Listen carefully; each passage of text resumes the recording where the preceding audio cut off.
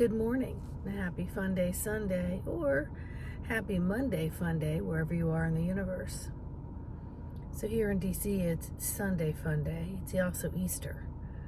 There are those who celebrate Easter and those who are not. But yet it's still a Sunday Funday.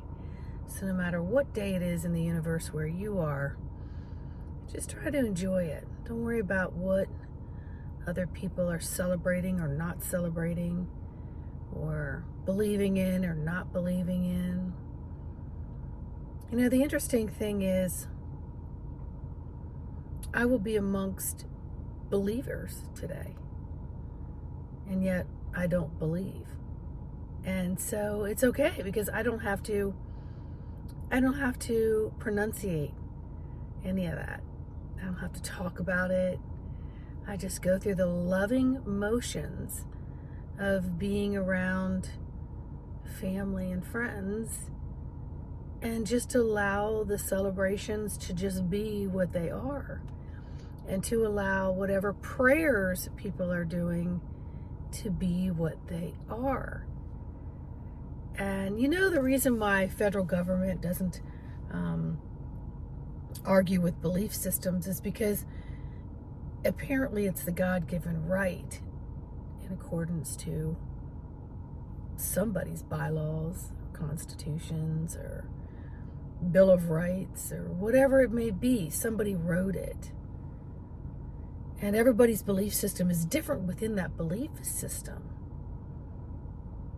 So even though you may be in a congregation that seems to be in or towards a similar belief system, their individual belief system could be a little bit different.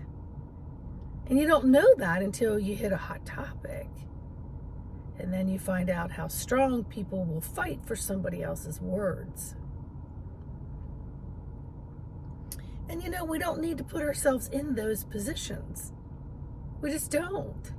Just let people be as they are. And if it helps them be a better person, helps them generate more love or emanate more love by the role model in which they choose within that belief system, then let them be, because they're not causing harm. As long as people aren't soliciting me, and then I have to pick or choose my words, which is generally never on the defensive, because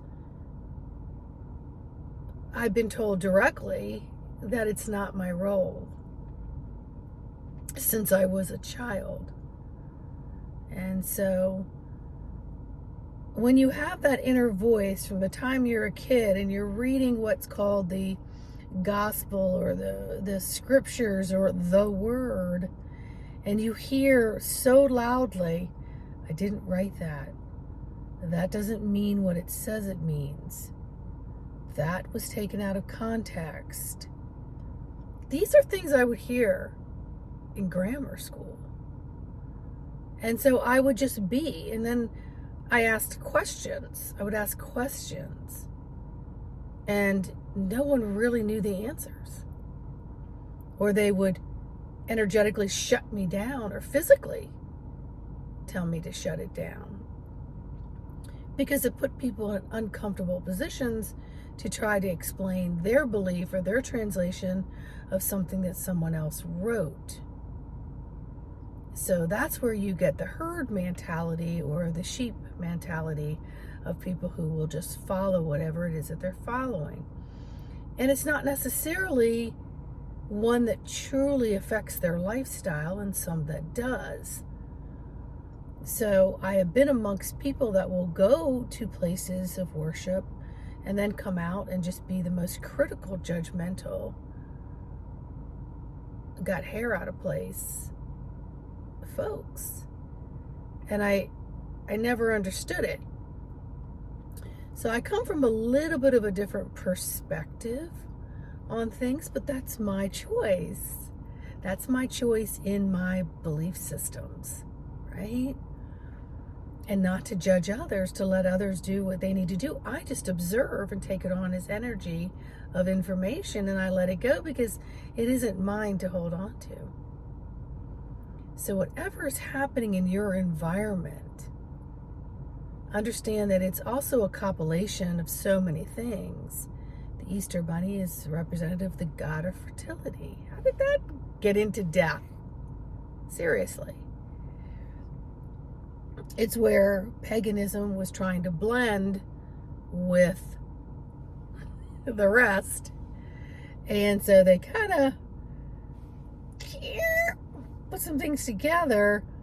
And then all of a sudden today we celebrate it as if it's completely normal.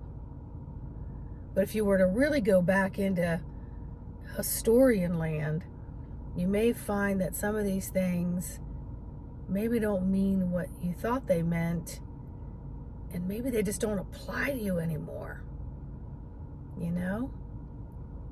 But if others want to continue to do what they're going to do, you don't have to be the town crier. If a conversation comes up and you're able to share information, and you're in a place where you don't feel like you're getting daggers of judgment, which is uncomfortable. It's uncomfortable. So why place yourself in a situation where tables are turned and you're feeling uncomfortable? And that means you're not being respected or just having unconditional love. And so we have to practice the unconditional love of self first, and tune our skills and condition our spiritual athletic being, our physical athletic being, our mental athletic being, and by all means our emotional athletic being. And so these are things that have been shown to me for many, many decades, and what embodiment of the soul is actually all about. That's why I offer what I offer in my menu. And interesting enough, those who find me weren't really even sure if they actually related to it, but they were called to find me and have a conversation in a session, and it opens up a whole different set of spark plugs on your circuit board. And that's very powerful, my friends. It's very powerful. So wherever you are in the U of the universe, enjoy yourself, no matter what day it is or what is going on in the surroundings or what might be a keystone of celebration that day. And just be in it. Just be in it with no judgment. And just be in it with a heart of observing and being aware. Being aware that you're fully, fully present and in this physical statue, which is a living, breathing God spark statue that houses the universal everything within the software system.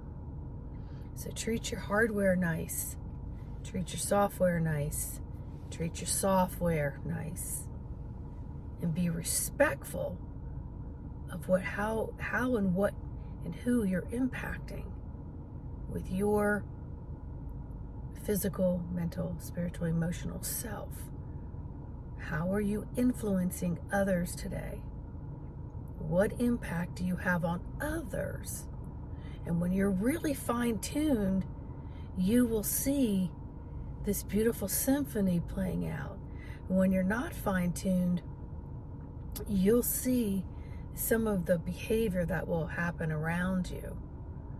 And then that should be a ding dong, step back.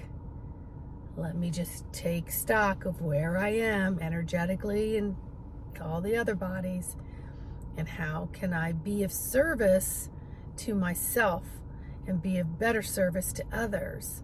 So whatever it is that I'm processing or trying to translate or don't understand or understand, that I'm not dousing others with things that may complicate or short circuit their system. So sometimes just being more silent and being in the presence of your cellular self you may offer so much more. And in offering so much more, your own receivers begin to retrieve and translate information in a whole different dimension. And as you begin to skill and hone, you begin to become a little more masterful at understanding the you of you in the universe. Right? So much love. You're walking, living, loving columns of light. And just be in that. Own that. Be in the commander seat of that. All right? Let me know how you do in the comments. By all means, reach out to info@embodimentofthesoul for a session. And just know I love you. And I thank you for your comments and your shares and your likes. I really do. Have a great day. Bye-bye.